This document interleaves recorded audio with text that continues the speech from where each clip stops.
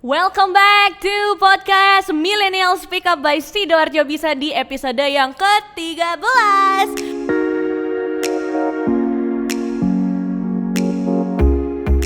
Masih sama aku Marina Berlian, dan tentunya di kesempatan kali ini, kalau kemarin-kemarin kalian udah banyak dapat manfaat ya, dulur-dulur, kamu boleh komen di bawah di YouTube ya, atau di Spotify, boleh kamu share di Instagram Story sambil mention kita dan tag kita di @sidoarjobisa.id. Kamu mau tag aku juga boleh di @marinaberlian ya.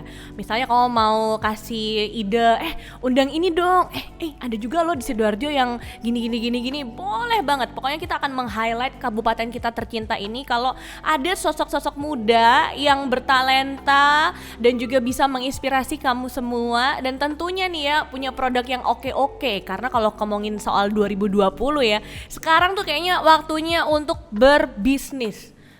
Tapi bisnis apa ya? Soalnya kan kemarin setelah pandemi ya banyak tempat yang tutup ya. Kafe-kafe kalau kita menongkrong, padahal Sidoarjo itu adalah pusatnya untuk kita bisa pulang ke rumah ya. Karena kan biasanya mungkin kamu kerja, kuliah di Surabaya, balik rumah ke Sidoarjo pengennya nongkrong. Di mana ya? Cari tempat itu yang cozy, yang nyaman ya, yang enggak panas, yang ber-AC gitu kan ya, yang makanannya juga enak, minumannya juga seger.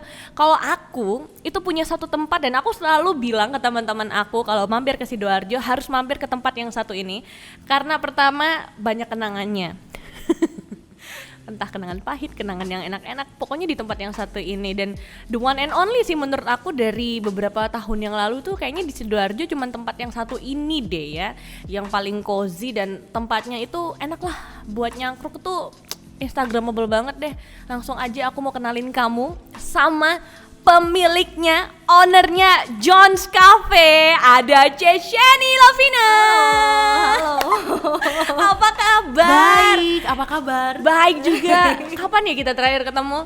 Udah lama ya, 2 tahun lalu ya? 2-3 tahun 3 lalu kali ya, terakhir di radio ya. Benar. Kok ya pas ya, episode yang sebelumnya kalau misalnya dulur-dulur nonton juga, itu pernah aku interview juga di radio. Dan topiknya sama, soal entrepreneur muda. Dan Chesheni juga masih ya menjalankan bisnis ya? Masih banget. Tapi kan ini kemarin PSBB aku sempat lewat John's Cafe, kok gelap, nggak buka atau gimana nih? Iya, kebetulan kemarin kan waktu PSBB emang ada surat dari pemerintah emang harus tutup, dan emang kita kan juga harus menghentikan si corona ini kan. Jadi salah satu kontribusi yang kita bisa lakukan ya pada saat itu kita emang harus tutup untuk mencegah penyebarannya semakin banyak gitu. Tapi sekarang buka nggak? Sekarang udah buka. Iya. Wah, jujur ya dulur-dulur nih, kayak tadi aku bilang John's Cafe ini kalau aku boleh jujur, nggak tahu Chesheni masih inget nggak sih, aku pernah pesen tempat di yang lantai 2 itu buat surprisein mantan aku. Curhat ya ini jadinya. Satu tempat tuh aku pesen tuh ya buat mantan ya, highlight mantan baru tahun lalu. Oh boleh, mungkin di insert fotonya gitu. Di insert ya. Terus yang kedua, baru awal tahun juga aku bridal shower sahabat aku. Nyanyi-nyanyi juga tuh kan, ada live musicnya juga ya di John's Cafe ya. Benar. Karena emang menurut aku pribadi ya, di Sidoarjo tempat yang cozy, yang dingin, terus juga nyaman, dan bagus lah buat di Instagram tuh cuma di John's Cafe. Bener nggak sih? Apakah dirimu juga mengakui? Harus promo produk sendiri ya. Iya. Cuman nggak bisa dipungkiri, memang kompetitor kan semakin banyak ya, semakin banyak tempat-tempat yang baru buka juga nggak kalah instagramable. Cuman kita selama ini kita berusaha memaintain kualitas yang kita punya, memaintain properti yang kita punya. Kita tetap update dengan dekorasi-dekorasi yang ada, dengan menu-menu yang ada, minuman-minuman yang ada gitu. Aku inget banget dulu kalau nggak salah pas tema-tema Halloween, John's Cafe tuh punya minuman yang kayak milkshake yang ada ghost-ghostnya, ada hantu-hantunya tuh, bener ya? Bener. Kita emang sengaja sih di John's Cafe tuh kita sering kayak bikin seasonal menu gitu. Misalnya kayak Christmas kita ada menu spesial untuk Christmas. Kalau misalnya Halloween kemarin ya Halloween, Valentine untuk Valentine. Jadi ya biar orang-orang nggak bosen aja. Tematik. Bener. Makanya kan aku bilang sekali lagi, dulur-dulur, cuma di John's Cafe yang seasonal. Biasanya kan kalau kita mau bilang sih tempat lain ya udah sih datang makan kelar gitu kan ya. Di John's Cafe mau foto-foto, iya, menunya juga bolak-balik ganti, ya kan? Benar. banyak deh tempatnya, apalagi kalau ngomongin soal tempat yang istilahnya ngangkat banget gitu kan ya, yang memang bener-bener kita bisa nongkrong di situ berlama-lama. Biasanya kan tempat lain kan kalau udah kelar, mohon maaf nih tempatnya dipakai. Ini di Jones mau selonjoran boleh gitu ya? Oh boleh, silahkan. Mau bernyanyi-nyanyi juga boleh. Mau cover-cover boleh. Kok zaman sekarang ini banyak beberapa yang ini kan kita udah buka dengan apa protokol yang Kesehatan ada, ya. kesehatan yang ada. Biasanya tuh banyak orang itu apa rekaman TikTok gitu loh. Oh. Iya, jadi mereka sering bisa kayak set up apa setelah makan gitu ya, diberesin terus mereka akhirnya bikin video TikTok di sana. Oh, ya ampun. Jadi semua jadi tempat berkarya ya di Jones Cafe ya. Tapi kenapa sih Cesiani kok memilih untuk berbisnis kafe? Udah sejak kapan? Untuk Jones Cafe sendiri kita tuh udah berdiri dari 2016. 2016 ya. Kenapa kafe? Karena mungkin dari kecil emang passionnya di bukan masak ya, makan. Tepatnya makan. Mohon maaf nih, suka makan tapi kok aku lihat tidak ada yang banyak deh. terlihat kayak aku agak sedikit, makanya aku tutupin ikan ini.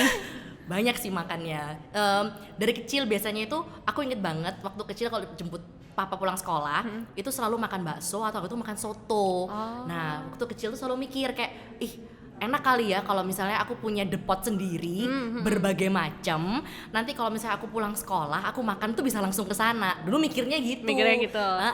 Terus habis gitu ya udahlah, tambah besar udah lupa sih benernya. Terus setelah lulus kuliah baru tiba-tiba kayak ya karena aku dulu kan emang pingin punya bisnis di F&B ini gitu. Ya udah yuk nyemplung aja sekalian ke dunia perkafean. Ya per F&B-an ini. Jadi gitu. Jones Cafe ini kafe pertama buat Cesiani? Benar, iya. Oh, 2016. 2016. Memang tinggal di Sidoarjo atau memang memilih Sidoarjo aja sengaja karena waktu itu 2016 nggak banyak loh kafe yang, makanya aku bilang kafe yang emang niat banget. Ada dekorasinya, ada AC-nya. Terus beneran deh beda karena waktu itu mau cari pilihan di mana nggak ada yang seperti ala resto tapi kafe. Iya kan? Benar-benar.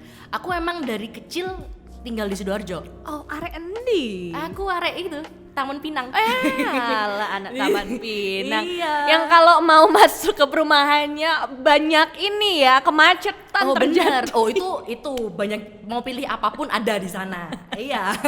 Mobil apapun, mau beli apa-apa juga. Taman Pinang berapa jam sih dari sini ke Taman Pinang? Kayaknya cuma di Taman Pinang yang masuknya susah loh ya. Iya. Ya aku dari kecil di Sidoarjo memang. Aku besar di Sidoarjo. Oh, the real Darjo people. Iya, real Darjo people dulu yang Jalan Pahlawan yang isinya cuma sawah doang, aku inget banget. Nah, Ya itu aku ampun. di situ masih Masih di situ ya. Iya. Oke. Nah, kenapa harus kafe? Kenapa nggak ya depot aja mungkin atau ya jualan online mungkin makanan? Kenapa harus kafe? Kok berani kafe? Kok berani? Yeah. Ya harus berani dong. Karena pada waktu itu juga melihat ada peluang sih. Jadi di Sidoarjo kan seperti yang Kak Bian tadi bilang juga nggak banyak kan pada saat itu kafe, dan aku melihat emang ada opportunity. Jadi ya udah gitu, karena udah gabung sama passion juga pingin berkecimpung di sana. Ya udah sekalian all out aja masuk di dunia ini gitu, bikin kafe yang emang nyaman, yang enak, yang kalau orang datang itu merasa memang kayak pingin datang lagi gitu, merasa kayak homey, nyaman, cozy gitu. Dan ciptain di Jones Cafe. Kenapa nggak namanya Shani Cafe? Kenapa Jones Cafe? narsis ya kalau sini. Jones itu namanya papa. Oh, jadi ini punya Papa John. Iya, punya Papa John. Karena mikir kan waktu itu kan bingung kan mau kasih nama apa kan. Nanti kalau terlalu susah juga orang susah sebut namanya. Jadi ya udah mikir ya sekalian untuk berdedikasi ke papa yang dari zaman dulu SD jemputin pulang sekolah, ngajak yang memperkenalkan ke banyak makanan. Jadi ya udah sekalian kasih nama Jones Cafe and Coffee aja. Sekarang yang jemput pacar ya? Nah, belum ada nih gitu. Jomblo ternyata. Ini podcastnya namanya Duo Millennials Jomblo. Bener, bisa tuh. Bisa tuh kan ya. Nah, Jones Cafe temanya kenapa diambil yang kalau mungkin kita bilang karena seniat itu, kafenya ini kan ala-ala resto. Berarti kan pasarnya juga nggak sembarangan. Memang merangkul semua atau maksudnya memang untuk semua atau memang khusus buat anak kuliahan aja. Buat yang ala-ala resto keluarga aja. Atau yang gimana nih pemilihan marketnya? Kita emang dari awal pingin semua untuk bisa masuk. Jadi maka dari makanan juga kita nggak yang bener-bener western banget, karena kan kita tahu sendiri kalau misalnya orang-orang yang kayak mama papa biasanya kan nggak begitu suka kan yang namanya burger lah, sandwich lah, pasta, mungkin kan apa nih kok banyak butternya lah atau gitu. Jadi kita juga ada menu-menu yang kayak nasi goreng, ada yang sambal mata. And all menu by you? Yes, I create all the menu. Wah, Iya. belajar masaknya nggak ini ya, nggak nanggung-nanggung ya. Suka makan, kasih resep semuanya memang benar-benar dari Chesheni ya. Iya, karena aku pegang semua quality controlnya sih. Jadi sampai hari ini juga pembuatan saus juga aku masih yang handle sendiri. Wah, ini yang patut dicontoh juga sih. Mungkin bisa jadi ide buat millennials ya, buat dulur-dulur yang mau bikin kafe atau mungkin rumah makan. Memang paling nggak tuh resepnya harus kita yang memaster itu semua ya. Iya, benar. Karena jangan sampai akhirnya ini comot dari sinilah, dari situlah. Bahkan ya Chesheni aja sausnya aja loh ya. Sampai ke saus-saus yang bumbu-bumbu perintilan aja resepnya all by you ya. Iya, dan semua kebanyakan juga masih aku produksi sendiri. Jadi aku buat kan nggak pernah batchnya banyak kan. Jadi supaya maintain rasanya juga gitu. Jadi ya udah aku kerjain sendiri di rumah. Jadi aku mesti cicipin dulu rasanya. Kalau minuman-minumannya juga racikannya Chesheni? Iya, kebanyakan racikan sendiri. Plus biasanya ada sama ya kita juga rembukan sama barista yang ada. Oh, ini kayak yang di depan ini ya. Ini ada apa nih? Ini yang pertama Biscoff latte. Bener, ini itu Apa tuh? lagi ngetren kan, di mana-mana kan orang-orang sekarang kan, oh ya Biscoff, biskuit lotus gitu kan. Terus waktu aku cobain pertama kayak, enak juga, kayak dibuat minuman sama kopi cocok nih gitu. Iya nih ya, bener. Nih ya Biscoffnya ya. Jadi biasanya orang-orang kalau minum, kalau aku juga minum, aku buka, terus aku masukin biskuitnya. Jadi biskuitnya tuh kayak setengah-setengah kriuk-kriuk. Setengah-setengah gitu. Kalau yang ini apa nih? Bentar. Kok ini ada apa yang di bawahnya ini? Nah, itu terinspirasi karena aku tuh suka banget sama lagu Cendol Dawet itu loh. Cendol dawet. Terus suaranya Jadi karena ya itu kebanyakan di rumah, kebanyakan nyanyi lagu Cendol Dawet. Terus mama bilangnya kamu bikin menu dari cendol lah. Terus akhirnya ya kayak bisa ya bikin kayak cendol latte gitu. Akhirnya buatlah menu ini namanya cendol latte. Cendol latte. Oh no, ide ya. Lah ini yang di tengah apa? Kalau ini pandan. Jadi emang kita bawa flavor yang sesuai dengan Indonesia. Indonesia kan terkenal dengan pandannya juga kan enak. Jadi ini apa nih kalau yang ini? Nah, kalau yang ini Sela, ini adalah produk kita yang kemarin PSBB sempat tutup kan. Terus kita mikir gimana caranya untuk bisa terus berkembang dan untuk bisa terus maju kan, nggak mungkin kan kita stuck terus kan. Akhirnya karena emang dari awal aku ada passion juga di cookies. Jadi memang cita-cita dulu salah satunya pingin punya pabrik cookies, cuman belum keturutan gitu ya. Amin, kita aminin. Mungkin ada yang mau naruh saham ya setelah menonton podcast ini dan dengerin boleh. Boleh. Jadi, ini cookiesnya tapi ada kok, aku lihat apa kayak buat ibu hamil ya tulisannya. Bener. Nah, karena kan juga ngelihat potensi market yang ada gitu. Aku punya beberapa teman yang udah melahirkan dan dia bilang dia tuh selalu perlu aku perlu makan sesuatu nih yang bisa memproduksi ASI, dia bilang seperti itu. Kita cobain ya, karena kan cookies juga kan lagi booming dan tada nih langsung ada loh ya. Tada. Ini kalau ini yang beda ya flavornya ya. Bener. Ini rasa apa ini? Itu yang ultimate chocolate chunks.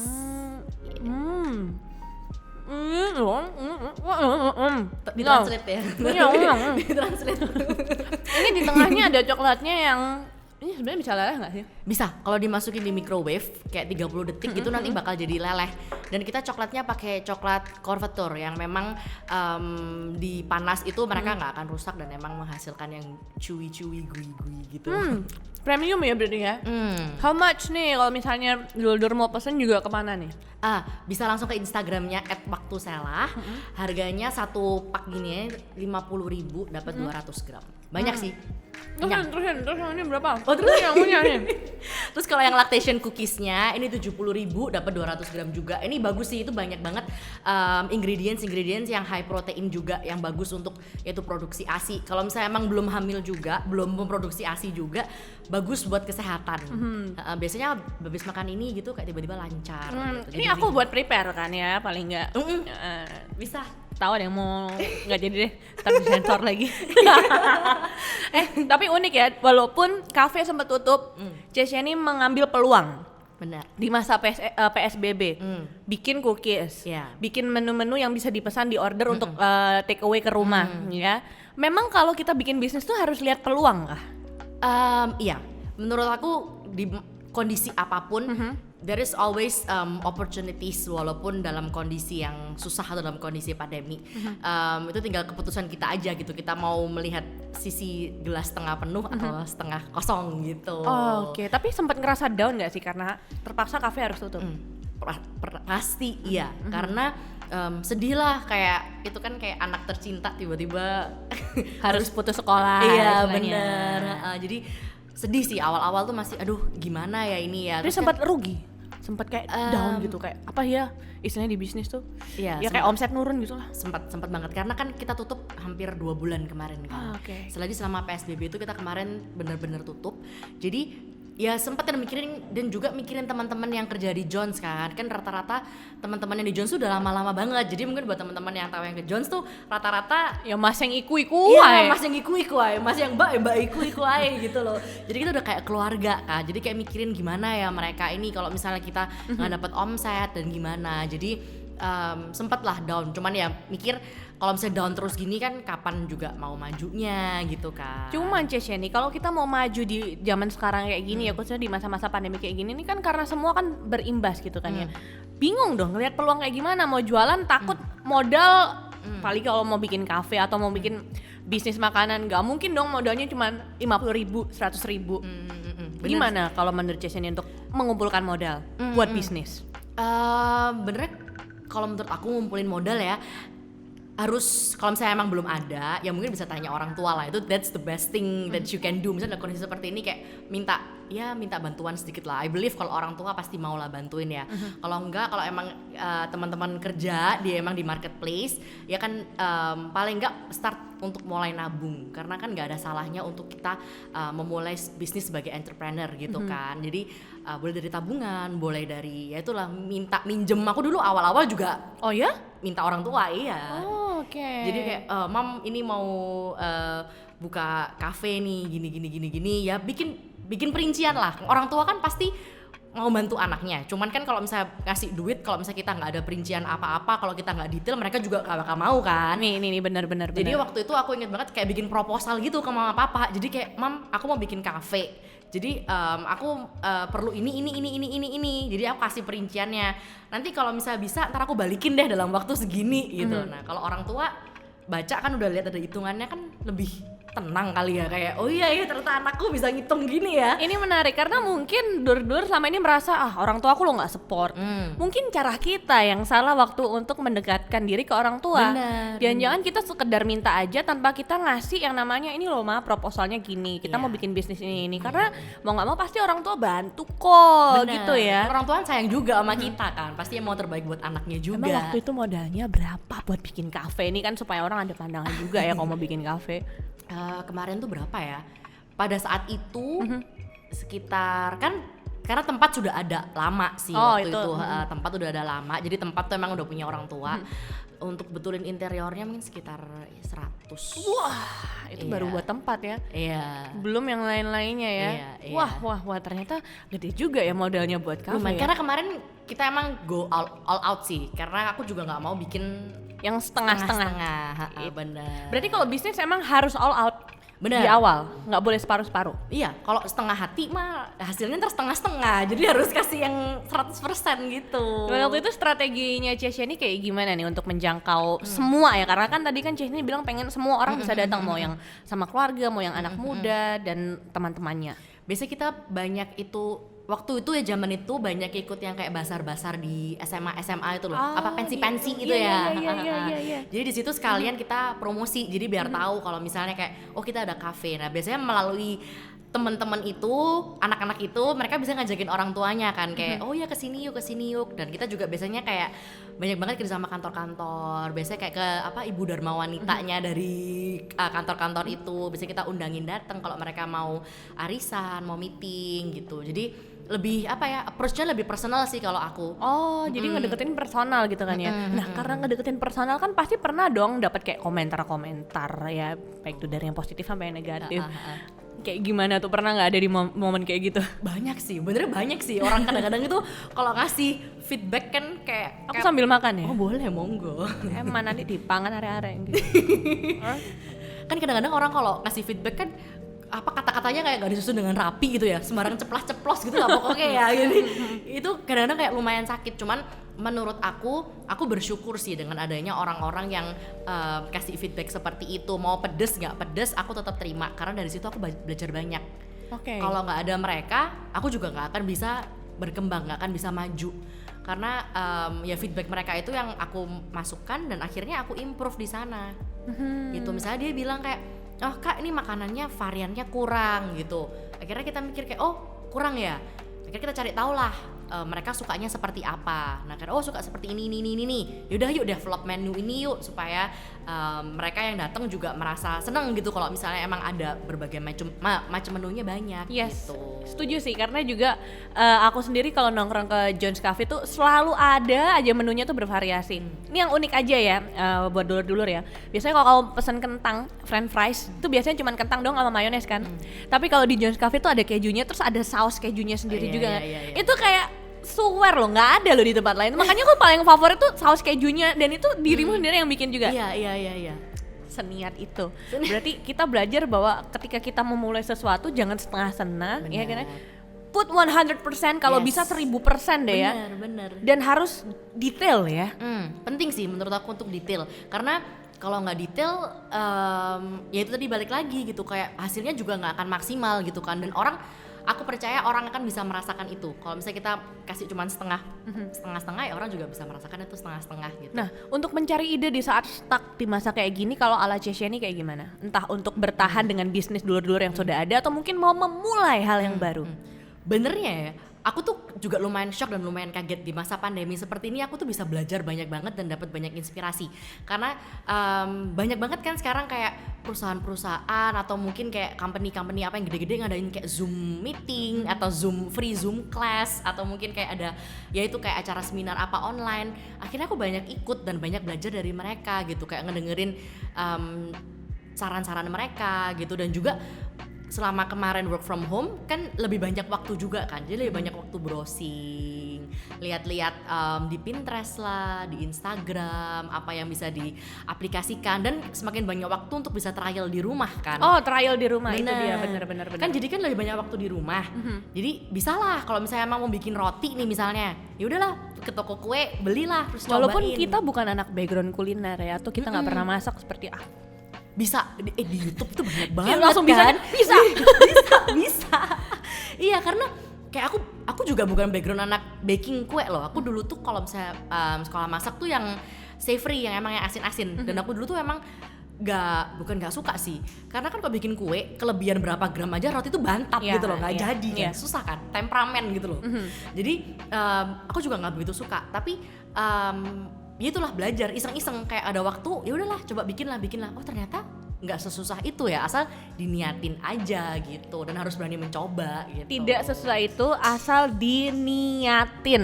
Itu tuh yang harus di highlight ya. Kalau kita anggap semuanya susah, aduh aku lo nggak ada modal, aduh aku lo nggak bisa masak, aduh aku nggak ada waktu gini, ya nggak jadi. Bener, itu cuman jadi alasan doang kan nanti kan. Nah iya nih. Nah Cesiani, apa nih harapannya Cesiani juga nih di masa pandemi kayak gini buat dulur-dulur mungkin yang punya bisnis ya, atau yang ingin memulai juga, khususnya buat kabupaten kita Sidoarjo, tempat kita berpijak, wah cie, tempat kita berkarya. Ya, gimana pesannya nih? Jangan menyerah, walaupun kondisi lagi susah, tetap harus terus maju, tetap harus terus jalan ke depan, jangan stuck. Kalau misalnya merasa kayak nggak bisa, harus berani memaksakan diri untuk berkata kalau oh yes aku bisa, dan harus mau maju gitu, dan terus berkarya dan berkreasi gitu. Karena di masa-masa zaman seperti ini kalau misalnya kita nggak banyak berkarya, nggak banyak berkreasi, nanti kita yang ketinggalan sendiri kan, kita kan, jadi kita nggak akan bisa, itu kayak aku bilang, nggak akan bisa maju gitu. Iya, benar-benar. Terus tetap berkarya, tetap jangan pernah nyerah, jangan pernah takut untuk melangkah lah, karena yang biasanya paling susah kan untuk melangkah, bikin langkah awalnya kan, step awalnya itu jangan takut gitu, jangan takut gagal lah. Kita kan sini kan masih milenial tuh, dulur-dulur milenial, Yes, masih bener. muda-muda semua kan. Belasan tahun, 20-an ya, 30-an lah ya. Jangan pernah takut gagal, jadi mendingan gagal tuh sekarang gitu daripada nanti tua. Jadi mendingan kalau gagal sekarang gitu, akhirnya bisa belajar banyak, semakin tua semakin bijak, semakin bisa nanti menikmati hasil yang kita udah kerjakan sekarang gitu. Luar biasa ya, positif sekali. Cocok jadi motivator nih Oh, sepertinya. gitu ya? Habis ini ini apa namanya, profil di Instagram tulisannya motivator. Oh gitu. Bisa. Iya bisa ya. Oke deh kalau gitu Cece nih, thank you so much ya. Thank you for udah having me. ngasih insight dan menginspirasi kita semua. Dan kalau misalnya dulur-dulur mau ke Jones Cafe, alamatnya di mana, Instagramnya di mana, mau kontak dan mau ordernya di mana sekali lagi? Iya, kalau di Jones Cafe bisa cari Instagram kita @jonescafe&coffee. Kita ada di Jalan KH Mukmin, di Ruko Centro Avenue. Kalau misalnya mau cookiesnya bisa cari @waktusela gitu. Waktu Sela kalau mau ke Jones Cafe, enggo-enggoan setelah Jalan Pahlawan. Jalan bener. apa sih ini namanya? Itu apa? Ini jalan apa namanya? Gajah Mada. Gajah Mada Belok kanan. lurus. Kalau lurus kan ke arah ke arah Malang ya. Kita yang putar balik tuh. Benar, Nanti lihat ke benar. sebelah kiri, di situ ada yang namanya tulisan Jones Cafe besar, ada gambar orang pakai topi. Bener. Kayak gini nih ya. Tapi berkacamata gitu. Asik. Ini member tetap Jones Cafe. Nanti kalau aku udah Iya. punya pacar baru, aku bawa ya ke Jones ya. Kutunggu. Thank you ya Ceceni ya. Thank you. Thank you juga buat dulur-dulur yang udah nonton, dan semoga kamu ngedapetin banyak hal dari tamu-tamu kita ya. Di hari ini juga episodenya adalah Ceceni. Kamu bisa mulai segala sesuatunya sekarang juga. Jangan ditunda-tunda. Tapi jangan tunda-tunda untuk yang namanya nonton dan dengerin kita ya. Di Spotify ada Sidoarjo Bisa, cari aja Millennial Speak Up. Di YouTube kita juga ada di Sidoarjo Bisa, dan Instagram kita ada di sidoarjobisa.id. Sampai ketemu di episode selanjutnya. Stay safe, stay happy.